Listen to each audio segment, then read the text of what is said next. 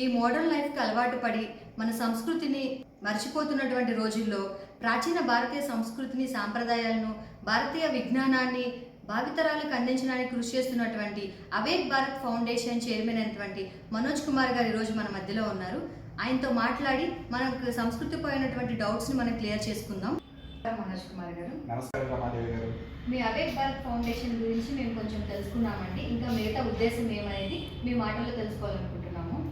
తప్పకుండా అండి, తప్పకుండా. అవేక్ భారత్ ఫౌండేషన్ అనేది మేము స్థాపించడానికి గల కారణం ఏంటంటే అండి, మన భారతీయ సనాతన ధర్మ సంస్కృతి సంప్రదాయాలందరూ కూడా ఈ నవీన యుగంలో పడి మెకానికల్ లైఫ్కి అలవాటు పడిపోయి వాళ్ళు ఆ సంస్కృతి సాంప్రదాయాన్ని కానీ భారతీయ విజ్ఞానాన్ని కానీ మనం మర్చిపోతూ ఉన్నాం. అలా మర్చిపోతున్నటువంటి ఆ విజ్ఞానాన్ని భావితరాలు కనుక తెలుసుకుంటే, వాళ్ళ జీవితానికి కనుక అన్వయం చేసుకుంటే, వాళ్ళ జీవితంలో ఇంకా ఎంతో గొప్పనైనటువంటి స్థితికి మన భారతదేశాన్ని తీసుకుని రావచ్చు. ఈ విషయంపైన జాగృతం చేయాలనేటువంటి దృక్కోణంలో మేము ఈ అవేక్ భారత్ ఫౌండేషన్ని స్థాపించామండి. ఈ సనాతన ధర్మ సంస్కృతి ఏదైతే ఉందో అది అవిచ్ఛిన్నంగా పరంపరాగతంగా కొనసాగాలి అనేటువంటి ఉద్దేశంతో ఈ అవేక్ భారత్ ఫౌండేషన్ని మేము స్థాపించడం జరిగింది. అంతేకాకుండా మన పౌరాణిక వాంగ్మయ సంపద ఉంది, అంతేకాకుండా ఎంతో విజ్ఞానం దాగి ఉంది మన యొక్క గ్రంథాల్లో. అవన్నీ కూడా చదవడం మానేశారు. ఆ చదవడం మానేసినటువంటి ఆ విజ్ఞానాన్ని అంతటినీ కూడా ఇప్పుడున్నటువంటి తరాలకు అందించాలనేటువంటి దృక్పథంతో మేము అవేక్ భారత్ ఫౌండేషన్ని స్థాపించడం జరిగింది. అవేక్ భారత్ ఫౌండేషన్ యొక్క ఉద్దేశం చాలా నచ్చింది మాకు. ధన్యవాదాలు రమాదేవి గారు. ఇందాక మీరు విజ్ఞానం అని చెప్పారు కదా, భారతీయ విజ్ఞానం. అవునండి. భారతీయ విజ్ఞానం అంటే ఏంటో మేము తెలుసుకోవచ్చా మనోజ్ కుమార్ గారు? అవునండి, భారతీయ విజ్ఞానం అనేటువంటి పదం వాడాము. విజ్ఞానం అనగానే మన మనస్సులో మెదిలేటటువంటిది ఏదో ఫారినర్స్ అంటే విదేశీయులు కనుక్కున్నటువంటి విజ్ఞానమే విజ్ఞానము అనేటువంటిది మన మనస్సులో బాగా పాతుకుపోయింది. కానీ నిజానికి మనం కనుక మన చరిత్రను ఒక్కసారి తరచి చూస్తే, కొన్ని వేల ఏళ్ళు వెనక్కి వెళ్ళి చూస్తే ఈ భారతదేశంలో ఎంతో విజ్ఞానం దాగి ఉంది. ప్రాచీన ఋషులందరూ ఒక శాస్త్రవేత్తలుగా మారి ఈ దేశం యొక్క పురోగతికి ఎంతో అభివృద్ధికి కృషి చేశారు. వారు కోరుకుంది ఏమీ లేదు. వారు ఒక 11 రూపాయల సంభావన కోసం ఏనాడు కూడా ఒక గ్రంథాన్ని రచించలేదు.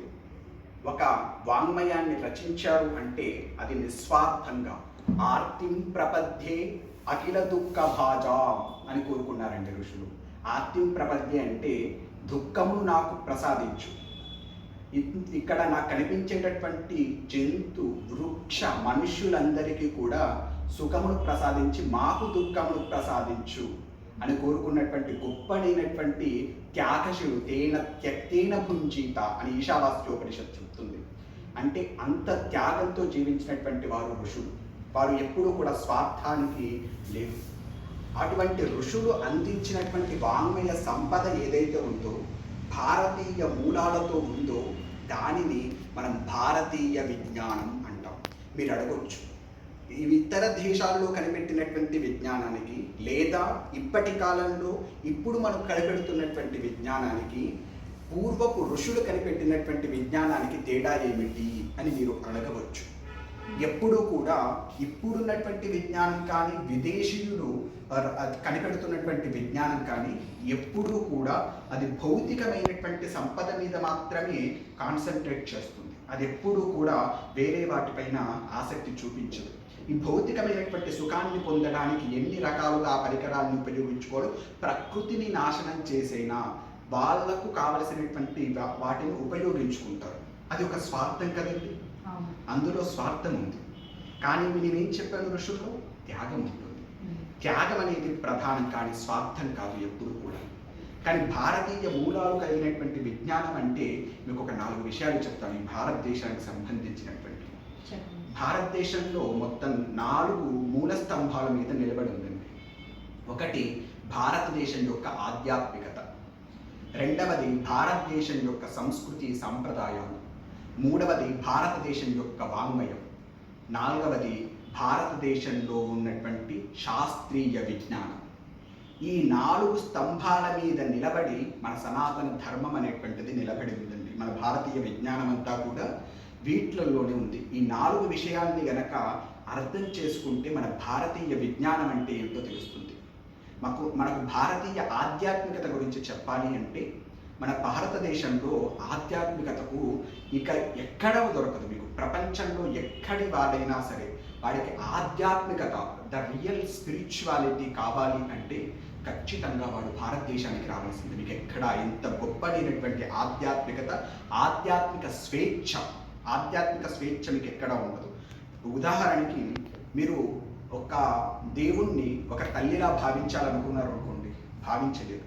ఈ గడ్డ మీద భారతదేశంలో మీరు దేవుణ్ణి ఒక తల్లిలా భావించవచ్చు, ఒక తండ్రిలా భావించవచ్చు, ఒక కొడుకులా భావించవచ్చు, ఒక సోదరుడిలా భావించవచ్చు, చివరికి మిత్రుడిలా కూడా భావించవచ్చు. త్వమేవ మాతా చ పితా త్వమేవ విద్యా ద్రవిణం త్వమేవ సర్వం మమ దేవ అన్న సంస్కృతి భారతదేశంది. ఇందులో ఉన్నటువంటి ఆధ్యాత్మికత అంత గొప్పది. భారతదేశంలో ఉన్నటువంటి ఆధ్యాత్మికత నీలో ఆధ్యాత్మిక స్వేచ్ఛనిస్తుంది. ఎక్కడా కూడా మీకు ఆధ్యాత్మిక స్వేచ్ఛ కనిపించదు. అందుకే దీన్ని మన వివేకానందుల వారు చికాగో ఉపన్యాసంలో చెప్తూ మదర్ ఆఫ్ ఆల్ రిలీజియన్ అన్నాడు. ఇది అన్ని మతములకు కూడా అమ్మ వంటిది. ఇక్కడ ఈ భారతీయ ఆధ్యాత్మికత గనక మనం బాగా అర్థం చేసుకోగలిగితే మతభేదములు అంటూ ఉండవు, మత ఘర్షణలు అంటూ ఉండవు. ఎందుకు ఉండవు అంటే ఇక్కడ యేసుక్రీస్తు వచ్చిన హాయిగా హత్తుకొని ఆనందంగా దేవుళ్ళ స్వీకరించేంత సుగుణమైనటువంటి ఆధ్యాత్మిక స్వేచ్ఛను మన ఋషులు మనకు అందించారు. ఒక అల్లా దేవునిగా వచ్చినా కానీ ఆయనను దేవునిగా అంగీకరించేటటువంటి ఆధ్యాత్మిక స్వేచ్ఛను ఇక్కడ ఇచ్చారు. అందుకే మీరు ఎక్కడైనా ఏ దేశంలో అయినా మత కలహాలు ఏర్పడినప్పుడు మీరు గమనించండి, మత కలహాలు ఏర్పడినప్పుడు ఒక మతం ఆధిపత్యం వహిస్తున్నప్పుడు ఇంకొక మతాన్ని మొత్తం కూడా అణగద్రొక్కుతున్నప్పుడు ఆ అణగద్రొక్కబడినటువంటి మతం కళ్ళు తెరుచుకొని చూసేటటువంటిది భారతదేశం వైపు వచ్చి ఎన్నో మతాలు ఇక్కడ స్థిరపడ్డాయి. కారణం ఈ భారతదేశం అన్నిటికీ అమ్మ వంటిది. ఇది భారతదేశంలో ఉన్నటువంటి ఆధ్యాత్మికత. రెండవది భారతదేశంలో ఉన్నటువంటి సంస్కృతి సాంప్రదాయాలు. భారతదేశంలో సంస్కృతి సాంప్రదాయాల గురించి నేను కొత్తగా మీకు చెప్పవలసినటువంటి అవసరం లేదు. ఈ గడ్డ మీద పుట్టినటువంటి ప్రతి ఒక్కరికి తెలుసు మన భారతదేశంలో ఉన్నటువంటి సంస్కృతి సంప్రదాయాలు ఎంత గొప్పవో. అందరూ విదేశీయులు కూడా చేతులెత్తి మనల్ని నమస్కారం చేసేది ఎందుకండి? ఈ భారతదేశంలో ఉన్నటువంటి సంస్కృతి సాంప్రదాయాన్ని చూసి 2 చేతులు జోడించి నమస్కారం చేస్తారు. మీకు భారతీయ వాంగ్మయం గురించి చెప్పాను. భారతీయ వాంగ్మయం అనేటువంటిది మనకు విస్తృతంగా ఉందండి. సంస్కృతము ప్రాకృత భాషల్లో ఎక్కువగా మనకు లభిస్తుంది.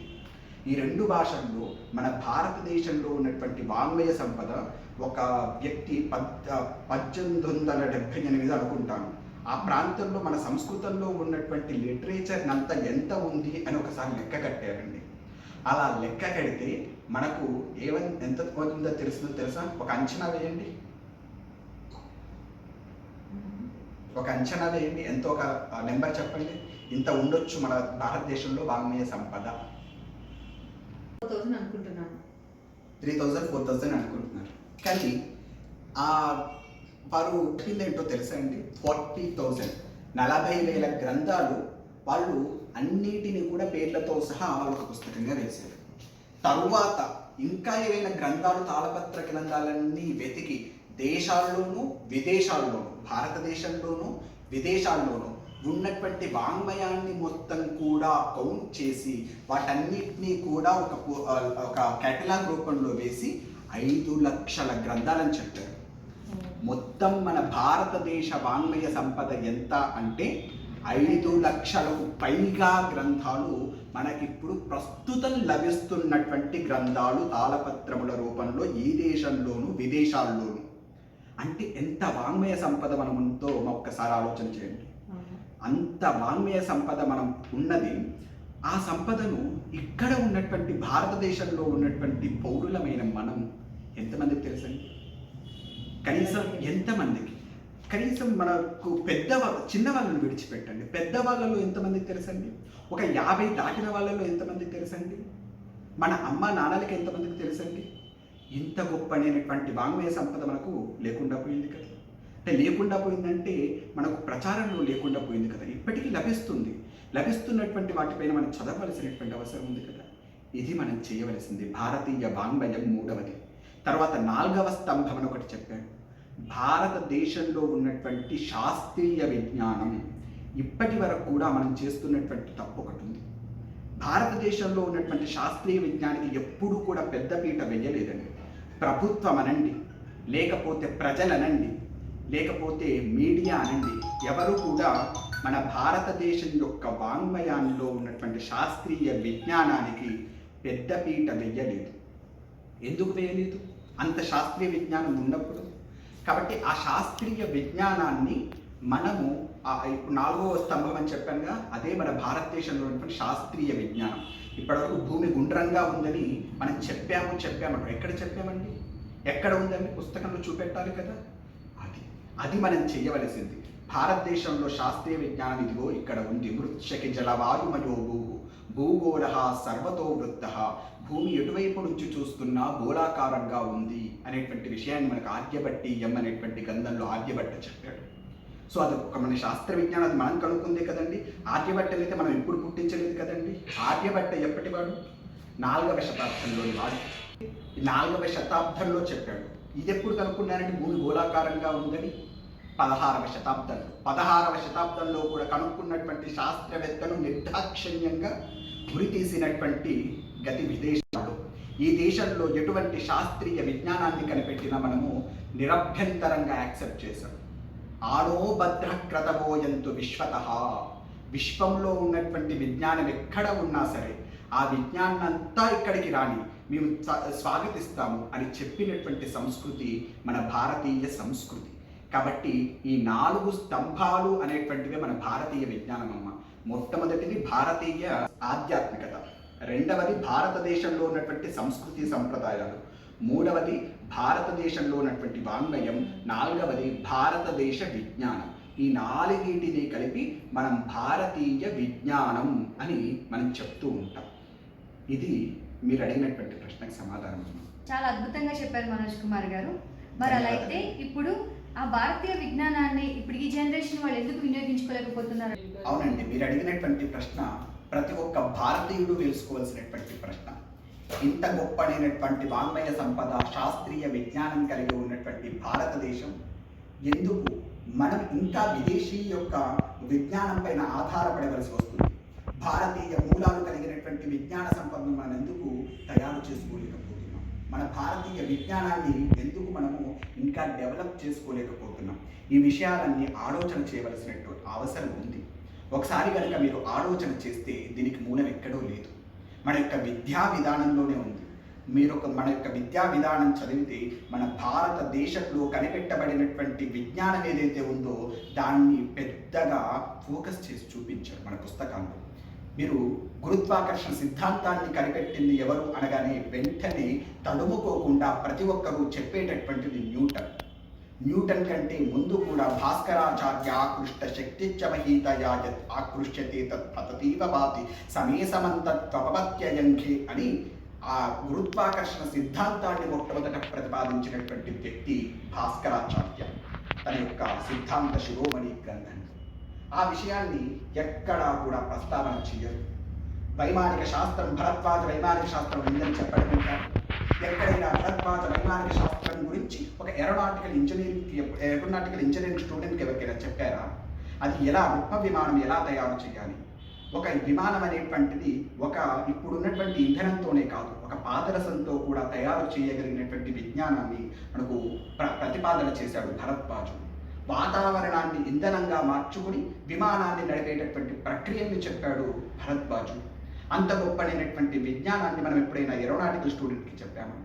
మన యొక్క విద్యా విధానంలో వీటిని భాగం చేశాము. భారతీయ విజ్ఞానాన్ని ఎప్పుడైతే మన యొక్క సంస్కృతిలో, మన యొక్క విద్యా విధానంలో భాగం చేస్తాము, ఒక సంస్కృతంలో ఉన్నంత మాత్రాన ఆధ్యాత్మికతను కొట్టిపారేస్తాము. ఎంతనైనటువంటి అవివేకం అంటే అది మన భారతదేశంలో జరుగుతుంది.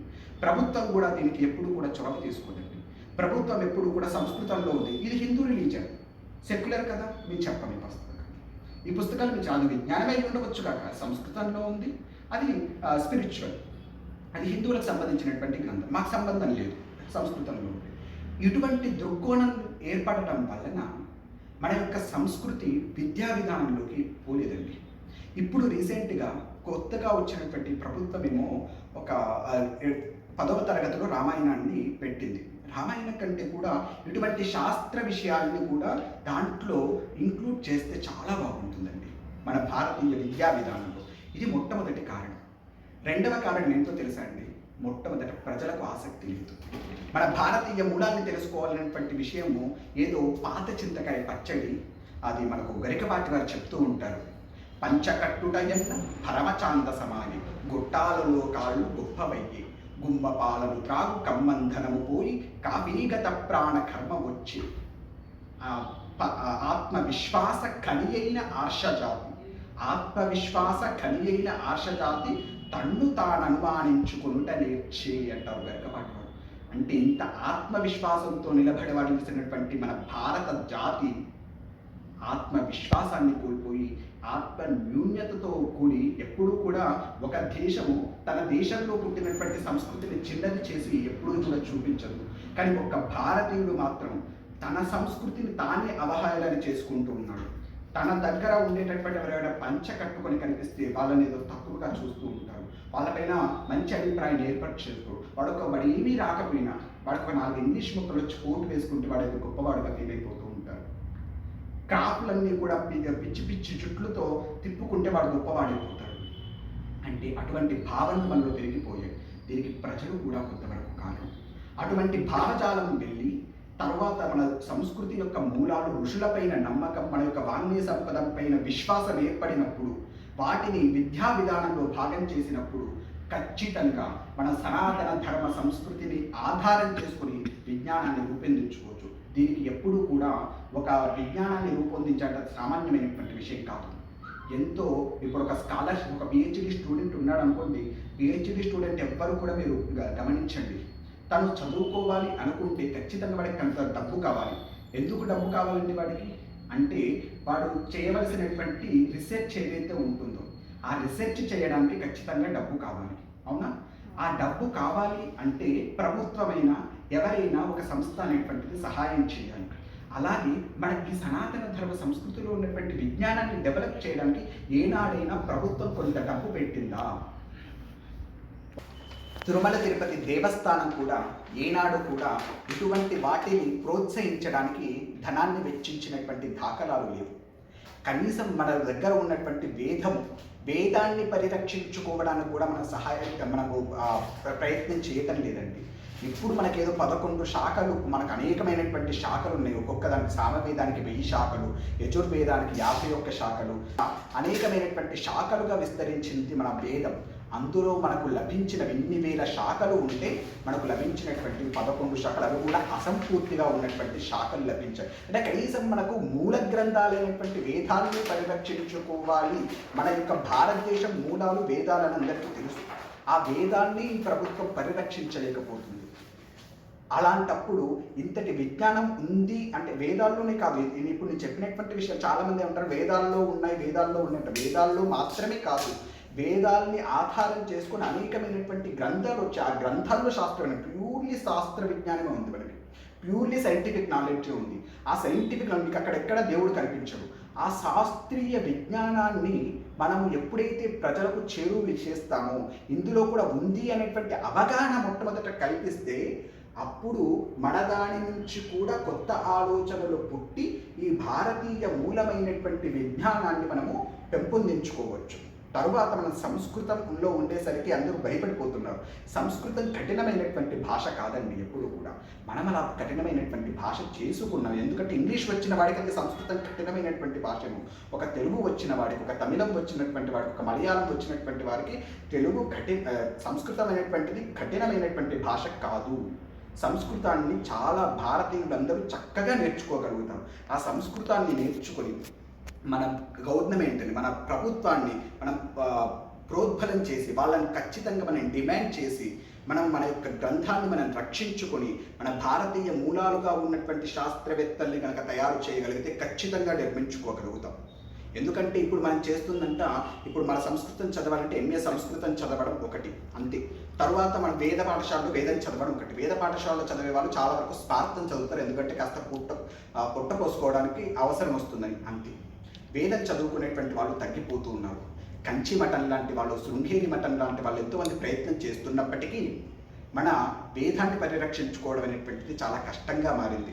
కాబట్టి ఇంత శాస్త్రీయ విజ్ఞానాన్ని కూడా చాలా జాగ్రత్తగా మనం వినియోగించగలిగితే ఖచ్చితంగా నిర్మించగలుగుతాం. కాకపోతే అందరికీ మన ఆ అవగాహన అనేటువంటిది రావాలి, ప్రభుత్వానికి రావాలి, తర్వాత ఇక్కడ ఉండేటటువంటి ప్రజలకు అది నేర్చుకోవాలన్నటువంటి ఉత్సుకత రావాలి. సంస్కృతంలో చెప్పడం మాకు సంబంధం లేదు అని వెళ్ళిపోయేటటువంటి యువత ఎక్కువగా ఉన్నారు. వాళ్ళకు తెలియదు సంస్కృతం యొక్క గొప్పతనం, అది గొప్పతనంగా ఫీల్ అవుతున్నారు. మా వాడికి అవన్నీ రావండి అని చెప్పడానికి సిగ్గుపడాలి తల్లిదండ్రులు. కానీ తల్లిదండ్రులు సిగ్గుపడకుండా, సిగ్గు లేకుండా ఈ భారత భూమి మీద పుట్టి వాడికి పూజలు పురస్కారాలు పట్టవండి అని చెప్పుకోవడానికి గర్వపడతారు. అది ఎంత దౌర్భాగ్యకరమైనటువంటి విషయాల్లో ఆలోచన చేయండి. ఈ వాంగ్మయం భగవద్గీత వాడికి తెలియదండి అని చెప్పడానికి సిగ్గుపడాలి. ఒక భాగవతం వాడికి తెలియదండి అని చెప్పడానికి సిగ్గుపడాలి. కానీ చాలా గొప్పగా చెప్పుకుంటున్నారు ఈ మధ్యకాలంలో తల్లిదండ్రులు. అటువంటి భావజాలం అనేటువంటిది వెళ్ళిపోయిన నాడు ఖచ్చితంగా నిర్మించుకోగలుగుతాం. ఈ నిర్మించినటువంటి వాళ్ళు లేరా అనకండి, ఇంత నెగటివ్ ఫోర్స్ ఉన్నప్పటికీ కూడా నిర్మిస్తున్నటువంటి వారు కూడా ఉన్నారు. అనేకమైనటువంటి పేటెంట్ హక్కులు మన వాటి మీద తీసుకున్నారు, మీకు తెలుసు అనుకుంటాను. మనకు యుఎస్, అమెరికా వాళ్ళు 2000 పేటెంట్ హక్కులు, భారతీయ మూలాలు కలిగినటువంటి విజ్ఞానాన్ని వాళ్ళు నిర్మించి వాటిపైన పేటెంట్ హక్కులు తీసుకున్నారు. తర్వాత మొన్నటిదాకా వేప పసుపు మీద కూడా పేటెంట్ హక్కులు మనవి కావండి. వేప పసుపు మీద కూడా పేటెంట్ హక్కులు యుఎస్ వాడివి. తరువాత వేప పసుపు ఆయుర్వేదంలో ఎక్కడైనా మీరు మెడిసిన్లో ఉపయోగిస్తే దానికి మీరు డబ్బులు కట్టేవారు యుఎస్ వాళ్ళకు 2002 కూడా అనుకుంటాను. అప్పటి వరకు కూడా. తరువాత ఇది మీరు కాదురా కనిపెట్టింది, ఇదిగో మా ఆయుర్వేదంలో ఎప్పుడో చూపెట్టారో అని చెప్పేసి వెళ్ళి చూపిస్తే అప్పుడు వాళ్ళ యొక్క పేటెంట్ రైట్స్ రద్దు చేయబడి తర్వాత వాటిని తీసివేసి టీకేడిఎల్లో చేర్చారు. టీకేడిఎల్ అంటే traditional knowledge for digital library అని చెప్పేసి ఒకటి ఉంటుంది. అంటే మన యొక్క పరంపరానుగతంగా వస్తున్నటువంటి వాటిని ఎవరు కూడా పేటెంట్ హక్కులు తీసుకోకూడదు అనేటువంటి విషయం. వాటిలో దాన్ని చేర్చడం జరిగింది. అలా చేర్చి వాటిని పేటెంట్ హక్కులు యూకే తీసుకుంది. తర్వాత మనకు అంశుబోధిని అనేటువంటి గ్రంథంలో నుంచి 11 పరికరాల్ని ఒకతను పేటెంట్ హక్కులు తీసుకున్నాడు, జపాన్ వ్యక్తి. అంటే మన గ్రంథాన్ని మనం ఉపయోగించుకోవటం లేదు, మనకు తెలియక. వీటిని పరిశోధన చేస్తున్నటువంటి వారు విదేశీయులు చేస్తున్నారు. ఇది నాలెడ్జ్ అనేది యూనివర్సల్, ఎవరైనా ఉపయోగించుకోవచ్చు. కానీ ఈ భారతదేశ మూలాలు కలిగినటువంటి వాళ్ళు మాత్రం వాటిని మర్చిపోతున్నారు. ఈ మూలాలు కలిగినటువంటి వాళ్ళు కనుక వీటిని అధ్యయనం చేస్తే ఇంకా గొప్పనైనటువంటి విజ్ఞానాన్ని రూపొందించవచ్చు. మీరు అన్నది వాస్తవం. ఇప్పుడు మనం ఉపయోగించట్లేదు అన్నటువంటి మాట వాస్తవం, కానీ ఉపయోగించవచ్చు అన్న మాట కూడా అంతే వాస్తవం. ఉపయోగించట్లేదు ఎంత వాస్తవమో ఉపయోగించగలము అనేటువంటిది కూడా అంత వాస్తవం. అదండి మన భారతీయ విజ్ఞానాన్ని ఖచ్చితంగా ఉపయోగించుకోగలుగుతాం. చాలా బాగా చెప్పారు మనోజ్ కుమార్ గారు. మీరు ధన్యవాదాలండి. మనోజ్ కుమార్ గారు, మీ అవేక్ భారత్ ఫౌండేషన్ ద్వారా భావితరాలకు భారతీయ విజ్ఞానాన్ని ఎలా మీరు అందించాలనుకుంటున్నారు? చాలా మంచి ప్రశ్న అడిగారు రమాదేవి గారు. మేము దీనికోసం అవేక్ భారత్ ఫౌండేషన్ తరపు నుంచి మేము ఏం చేస్తున్నామంటే డియుఎఫ్ఎస్ అనేది ఒకటి మొట్టమొదట ప్రారంభం చేస్తున్నాం. నిజానికి ఏంటంటే ఇప్పటి వరకు మన భారతదేశం మొత్తం మీద కూడా మన స్క్రిప్చర్స్ని ఒక స్ట్రక్చర్లో చదివేటటువంటి విధానం మనకు లేదు. అంటే న క్రమేణ వినాశాస్త్రం న శాస్త్రం వినాక్రమ శాస్త్రం క్రమైతం జ్ఞాత్వా అని చెప్తారు శాస్త్రకారు. ఏ శాస్త్రాన్ని మీరు చదవాలన్నా ఒక క్రమ పద్ధతిలో చదవవలసి ఉంటుంది. కాకపోతే మనకు జనరేషన్స్ గడిచే కొద్దీ మనకు ఆ క్రమబద్ధత అనేటువంటిది పోయింది. మనము విడిచిపెట్టామో లేకపోతే మన పూర్వపు తరాల వారు విడిచిపెట్టారో మొత్తానికి ఆ క్రమబద్ధత అనేటువంటిది పోయింది. మళ్ళీ ఆ క్రమపద్ధతిని నిర్మించడం కోసం మేము డియుఎఫ్ఎస్, మొట్టమొదట డియుఎఫ్ఎస్ అంటే డిజిటల్ యూనివర్సిటీ ఫర్ సనాతన ధర్మ, డిజిటల్ యూనివర్సిటీ ఫర్ సనాతన ధర్మాన్ని ప్రారంభం చేద్దాము అని మేము భావన చేస్తున్నాం మొట్టమొదట. దాని ద్వారా మన దగ్గర ఉన్నటువంటి వాంగ్మయాన్ని ఒక కోర్సెస్ రూపంలో నిర్మించి ఆ కోర్సెస్ని భావితరాలకు అందించాలి అనేటువంటి ఒక దృక్కోణాన్ని మేము పెట్టుకున్నామండి. ఓకే, మెయిన్ డియుఎఫ్ఎస్ అంటే ఏంటి క్లియర్గా చెప్తారా దాని గురించి? అవునండి. మామూలుగా నిజానికి మేము అనుకుంటుంది ఏంటంటే యూనివర్సిటీ ప్రణాళిక వేద్దాం అనుకుంటున్నాం. ఒక యూనివర్సిటీని స్థాపించాలి, సనాతన ధర్మంలో ఉన్నటువంటి విజ్ఞానాన్ని ఇండియన్ బేస్డ్ నాలెడ్జ్తో ఉన్నటువంటి ఒక యూనివర్సిటీని మనం స్థాపించాలి. కాకపోతే దీనికి ప్రభుత్వం ఎప్పుడు కూడా సహకరించటం లేదు పూర్తిగా. కాబట్టి ప్రభుత్వం యొక్క ఇన్వాల్వ్మెంట్ ఇందులో లేకుండా పూర్తిగా డిజిటల్ యూనివర్సిటీ, వర్చువల్ యూనివర్సిటీ అనవచ్చు. మీకు వర్చువల్ యూనివర్సిటీ అంటే ఆన్లైన్లోనే మేము కోర్సెస్ని టీచ్ చేస్తాము. కాకపోతే మనకు వచ్చేటటువంటి నష్టం ఎక్కడ వస్తుందంటే, ఎప్పుడూ కూడా ఆర్ట్స్ అనేటువంటి కళలు అనేటువంటివి మనము ఆన్లైన్లో నేర్పించలేము. కాకపోతే భగవద్గీత అంటే కళలు అంటే మనకు ప్రాచీనమైనటువంటి కళలు ఉన్నాయి. కలరీ పట్టు అన్నా కానీ మీకు తెలిసే ఉంటుంది. కలరీ పట్టు అనేటువంటిది కరాటే, అది మర్మ కళ, ఇవన్నీ కూడా సిద్ధ వైద్యం, ఇవి ఆయుర్వేదం కానివ్వండి, ఇవన్నీ కూడా మనము ఆన్లైన్లో టీచ్ చేయలేకపోవచ్చు. కానీ మనం ఆన్లైన్లో టీచ్ చేయగలిగినటువంటి కొన్ని సబ్జెక్ట్స్ని మనం తీసుకున్నాము. భౌతిక శాస్త్రం ఉంది, ఒక ఫిజిక్స్. మన భౌతిక శాస్త్రం ఇండియన్ పాయింట్ ఆఫ్ వ్యూలో ఏముంటుంది, మనకు న్యాయశాస్త్రం కానీ వైశేషికం కానీ పరమాణు విజ్ఞానం అంతా పుట్టింది మన భారతదేశంలో. పరమాణు ఏకతకినం నానా స్ఫురన్నామ శంకరాచార్యుల వారి మాట. తర్వాత పరమాణుకు డెఫినేషన్ ఇచ్చింది భారతదేశం. అవకర్ష పర్యంతం ద్రవ్యం పరమాణు రేవం పరమాణు ఇది ప్రోక్త జ్ఞానినా దృష్టిగోచరం అని. మనకు నువ్వు విభజించడానికి వీలు లేనటువంటి పదార్థంగా ఎప్పుడైతే మిగిలిపోతుందో అది పరమాణువు అని మనకు డెఫినేషన్ ఇచ్చింది మనకు భారతదేశం. కాబట్టి ఇంత గొప్పనైనటువంటి విజ్ఞానాన్ని మనం ఒక కోర్సెస్, ఇప్పుడు ఫిజిక్స్కి సంబంధించినటువంటి వాటిని ఒక కోర్సెస్గా తయారు చేస్తాం. కెమిస్ట్రీకి సంబంధించినటువంటి విజ్ఞానం ఉంది. ఇప్పుడు రసరత్న సముచ్చయం, రసరత్నాకర ఇత్యాది గ్రంథాన్ని మనం ఒక కెమిస్ట్రీ కోర్సెస్గా తయారు చేస్తాం. అలాగే మీరు చూస్తే జ్యోతిష్యం అని మనం అంటాం. దాంట్లో ఆస్ట్రానమీ ఉంది. ఆస్ట్రాలజీ మాత్రమే కాదు, ఆస్ట్రానమీ కూడా ఉంది. కాబట్టి వాటికి జియోగ్రఫీ ఉంది. వరాహ మిహుడు రాశాడు. భూకంప శాస్త్రం ఉంది. భూకంపాలు ఎప్పుడెప్పుడు ఏ సమయాల్లో వస్తాయనేటువంటి విజ్ఞానం ఉంది. ఈ విజ్ఞానాన్ని ఆస్ట్రానమీ అంతా కలిపి ఒక కోర్సుగా తయారు చేస్తాం.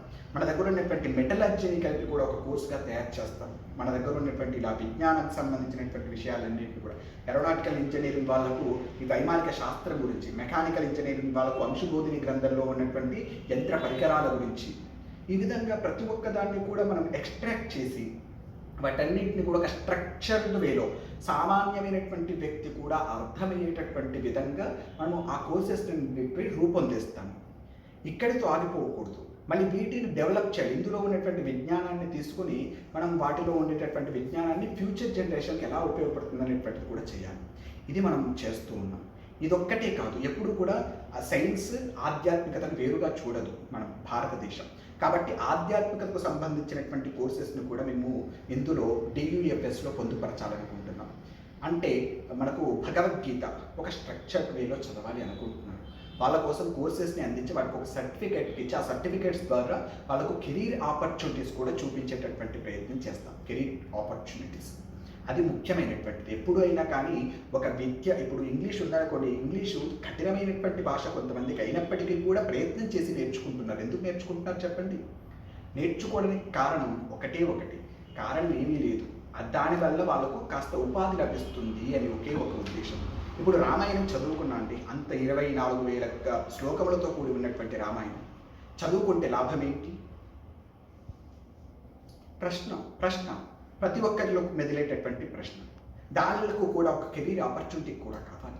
రామాయణం అంత పెద్ద గ్రంథం, భారతీయ మూలం కలిగినటువంటి గ్రంథం చదివినటువంటి వాడికి ఒక కెరీర్ ఆపర్చునిటీ కావాలి. ఒక భగవద్గీత చదివినటువంటి వాడికి భగవద్గీత వాడి దృష్టికోణంలో చూసి భగవద్గీతలో ఉన్నటువంటి విషయాల్ని ప్రతి ఒక్కరికి పంచగలిగేటటువంటి విజ్ఞానాన్ని తను పొంది అతను కూడా అందరికీ అందించగలిగేటటువంటి వాడికి ఒక కెరీర్ ఆపర్చునిటీ అనేటువంటిది కావాలి. భాగవతం చదివిన వాడికి కావాలి. కాబట్టి ఇలా ఒక్కొక్క దాన్ని, ఆ ఆధ్యాత్మిక గ్రంథాన్ని కూడా మనము ఒక కోర్సెస్గా చేసి వాటిని కూడా వారికి ఎలా ఉపయోగపడుతుంది, వారి జీవితాలకు ఎలా ఉపయోగపడుతుంది, వాటన్నింటిని కూడా మేము నేర్పిస్తాం. ఇది మనం ఆన్లైన్లో చేయగలుగుతాం. ఇది చెయ్యలేము అనడానికి లేదు. కాబట్టి ఆధ్యాత్మిక గ్రంథాలు, మనకు ఆది భౌతికమైనటువంటి అంటే సైంటిఫిక్ గ్రంథాలని, వీటన్నిటిని కూడా చక్కని కోర్సెస్ రూపంలో మేము అందించడానికి ప్రయత్నం చేస్తూ ఉన్నాం. ఇలా అన్నిటిని కూడా ఒక్క గొడుగు కిందకు తీసుకొని రావాలని ప్రారంభం చేశాను. అంటే ఇప్పుడు భారతీయ మూలాలు కలిగినటువంటి విద్యలన్నింటినీ కూడా ఒక గొడుగు కిందకు తీసుకొని రావాలి అని ప్రయత్నం చేస్తూ ఉన్నదే నేను చేస్తున్నటువంటి ఇప్పుడు DUFS, డిజిటల్ యూనివర్సిటీ ఫర్ సనాతన ధర్మ అనే దాని యొక్క ముఖ్య ఉద్దేశం. ఎందుకంటే ఇది చాలా అవసరం ఇప్పుడు ఉన్నటువంటి జనరేషన్కి. ఖచ్చితంగా మనం ఇటువంటి ప్రణాళిక కనుక చేసుకోగలిగితే మన భారతీయ మూలాన్ని మనం కాపాడుకున్నటువంటి వాళ్ళం అవుతాము అని మేము భావన చేస్తున్నాం. కానీ మనం ఈ డిజిటల్ యూనివర్సిటీతో ఆగిపోకూడదు. డిజిటల్ యూనివర్సిటీ మాత్రమే కాకుండా మనము ఒక బయట కూడా ఒక యూనివర్సిటీని స్థాపించుకోవాలి. ఒక స్థలం తీసుకుంటామా లేకపోతే ఒక బిల్డింగ్ కట్టుకుంటామా ఏంటో తెలియదు, కానీ భారతీయ మూలాలు కలిగినటువంటి ఒక యూనివర్సిటీ అనేటువంటిది ఖచ్చితంగా మనకు కావాలి. ఒక నలంద, తక్షశిల అటువంటి విద్యాలయాలు ఏ విధంగా విలసిల్లాయో మనం 1000 సంవత్సరాలు అవుతుందండి. 1000 సంవత్సరాల క్రితం వాటిని ఎవడో కూడదోశాడని చెప్పేసి వాడిని తిట్టుకుంటూ కూర్చున్నాం. కానీ 1000 సంవత్సరాల వరకు కూడా అటువంటి విశ్వవిద్యాలయ నిర్మాణానికి ఏనాడు కృషి జరగలేదు. అబ్దుల్ కలాం గారు ఒకానొక సమయంలో అటువంటి విద్యాలయాలు రావాలి, భారతీయ మూలాలు కలిగినటువంటి విద్యాలయాలు అని ప్రపోజల్ పెట్టిన తర్వాత వారు శరీరాన్ని విడిచిపెట్టిన తర్వాత నడకగా నడిపి తర్వాత వాళ్ళని విదేశీయులు కూడా దాంట్లో ఇన్వాల్వ్మెంట్ చేశారు. అప్పుడు భారతీయ మూలాలు కలిగినటువంటి విద్య అందులో జరగదు. నలంద, తక్షశిల వంటి విద్యాలయాలు మళ్ళీ రావాలి. మన భారతీయ మూలాలు కలిగినటువంటి విద్యాలయాన్ని మనం మళ్ళీ పునర్నిర్మించుకోవాలి. ఇక్కడ డిజిటల్ యూనివర్సిటీతో ఆగిపోవడం కాదు, మనకు భౌతికంగా కావాలి ఒక యూనివర్సిటీ. కాకపోతే మనకు తోచినంతలో, మనకు ఉన్నటువంటి విజ్ఞానాన్ని మనం తోచినంతలో మనం ప్రచారం చేయడం కోసం మాత్రమే ఈ డిజిటల్ యూనివర్సిటీ. అంటే ఇక్కడ దీనికి బిల్డింగ్లు అవసరం లేదండి. మనకు కావలసింది ఒకటే, ఒక యాప్ ద్వారాను లేకపోతే ఒక వెబ్సైట్ ద్వారాను వీటి ద్వారా మనం కోర్సుల్ని నిర్మాణం చేసి ఆ యాప్ ద్వారా మనం వాటికి అందిస్తూ ఉంటాం. యాప్ ద్వారా మనం ఈ కోర్సెస్ అన్నింటినీ స్ట్రక్చర్డ్ వాళ్ళకి అందిస్తూ ఉంటాం, లేకపోతే జూమ్ మీటింగ్లో అటెండ్ చేస్తూ ఉంటాం. ఈ విధంగా మనం డిజిటల్ యూనివర్సిటీ అనేటువంటిది రన్ చేస్తూ ఉన్నాం. ఇంకా ఎవరికైనా ఆసక్తి ఉన్న వాళ్ళు కూడా చక్కగా జాయిన్ అయి మాతో ఇటువంటి యూనివర్సిటీ ప్రణాళిక గనక సహాయం చేస్తే మనం ఇంకా గొప్పనైనటువంటి శిఖరాన్ని అందుకోగలుగుతుంది. వివేకానంద, రామకృష్ణ పరమహంస, ఒక గొప్పనైనటువంటి రమణ మహర్షి, ఇటువంటి వారు ఎటువంటి భారతాన్ని కలలు కన్నారో అటువంటి భారతాన్ని మనం నిర్మించుకోగలుగుతాం ఇటువంటి యూనివర్సిటీలు ఏర్పడడం వల్ల. వాటి కోసం మనం కృషి చేద్దాం. చాలా బాగా చెప్పారు మనోజ్ కుమార్ గారు. ధన్యవాదాలు. మీ అవేక్ భారత్ ఫౌండేషన్ ద్వారా మీరు భావితరాలకు భారతీయ విజ్ఞానాన్ని అందించాలనుకుంటున్నారు. చాలా సంతోషంగా ఉంది మాకు. ఈ జనరేషన్ వాళ్ళు నిజంగానే మీరు చెప్పినట్లుగానే నిజంగానే మర్చిపోయారు, మన సంస్కృతిని, సంప్రదాయాలు మర్చిపోయారు. కానీ మీరు ఈ చెప్పినటువంటి మాటల ద్వారా ఇప్పుడు జనాలందరూ తెలుసుకుంటారని చెప్పి నేను నమ్ముతున్నాను. సో చాలా ధన్యవాదాలు.